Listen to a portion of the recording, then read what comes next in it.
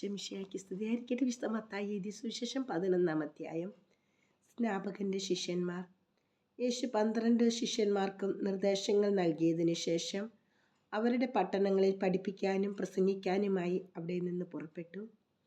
യോഹന്നാൻ കാരാഗൃഹത്തിൽ വച്ച് ക്രിസ്തുവിൻ്റെ പ്രവർത്തനങ്ങളെക്കുറിച്ച് കേട്ട് ശിഷ്യന്മാരെ അയച്ച് അവനോട് ചോദിച്ചു, വരാനിരിക്കുന്നവൻ നീ തന്നെയോ, അതോ ഞങ്ങൾ മറ്റൊരുവനെ പ്രതീക്ഷിക്കണമോ? യേശു പറഞ്ഞു, നിങ്ങൾ കേൾക്കുന്നതും കാണുന്നതും പോയി യോഹന്നാനെ അറിയിക്കുക. അന്ധന്മാർ കാഴ്ച പ്രാപിക്കുന്നു, മുടന്തന്മാർ നടക്കുന്നു, കുഷ്ഠരോഗികൾ ശുദ്ധരാക്കപ്പെടുന്നു, ബധിരർ കേൾക്കുന്നു, മരിച്ചവർ ഉയർപ്പിക്കപ്പെടുന്നു, ദരിദ്രരോട് സുവിശേഷം പ്രസംഗിക്കപ്പെടുന്നു. എന്നിൽ ഇടർച്ച തോന്നാത്തവൻ ഭാഗ്യവാൻ. സ്നാപകനെക്കുറിച്ച് സാക്ഷ്യം. അവർ പോയതിനു ശേഷം യേശു ജനക്കൂട്ടത്തോട് യോഹന്നാനെക്കുറിച്ച് സംസാരിക്കാൻ തുടങ്ങി. എന്ത് കാണാനാണ് നിങ്ങൾ മരുഭൂമിയിലേക്ക് പോയത്? കാറ്റ് തുലയുന്ന ഞാങ്ങണയോ? അല്ലെങ്കിൽ വേറെ എന്ത് കാണാനാണ് നിങ്ങൾ പോയത്? മൃദുല വസ്ത്രങ്ങൾ ധരിച്ച മനുഷ്യനെയോ?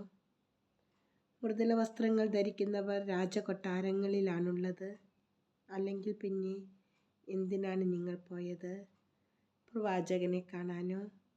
അതെ, ഞാൻ നിങ്ങളോട് പറയുന്നു, പ്രവാചകനേക്കാൾ വലിയവനെ തന്നെ. ഇവനെ പറ്റിയാണ് ഇങ്ങനെ എഴുതിയിരിക്കുന്നത്. ഇതാ, നിനക്ക് മുമ്പേ എൻ്റെ ദൂതനെ ഞാൻ അയക്കുന്നു.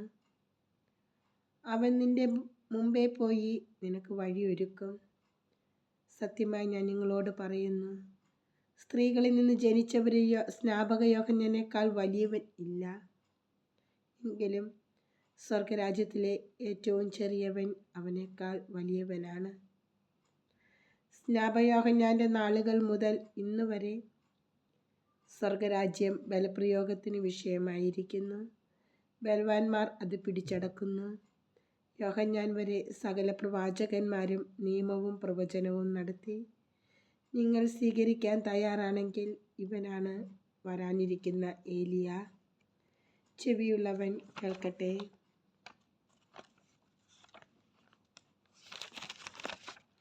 ഈ തലമുറയെ എന്തിനോടാണ് ഞാൻ ഉപമിക്കേണ്ടത്?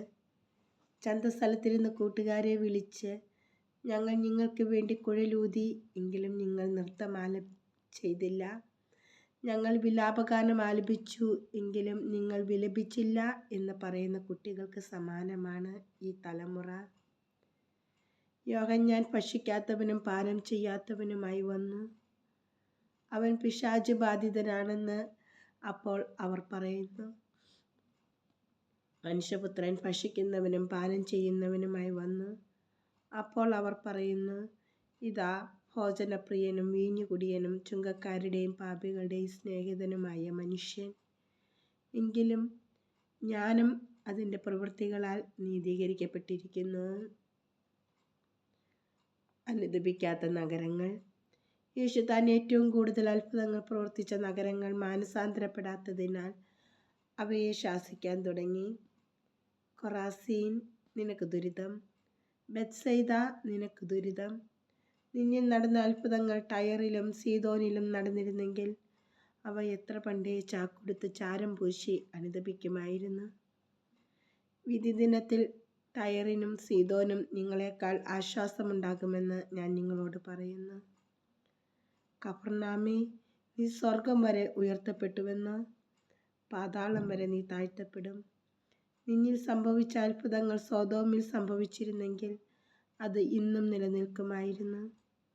ഞാൻ നിന്നോട് പറയുന്നു, വിധി ദിനത്തിൽ സോതോമിൻ്റെ സ്ഥിതി നിന്റേതിനേക്കാൾ സഹനീയമായിരിക്കും.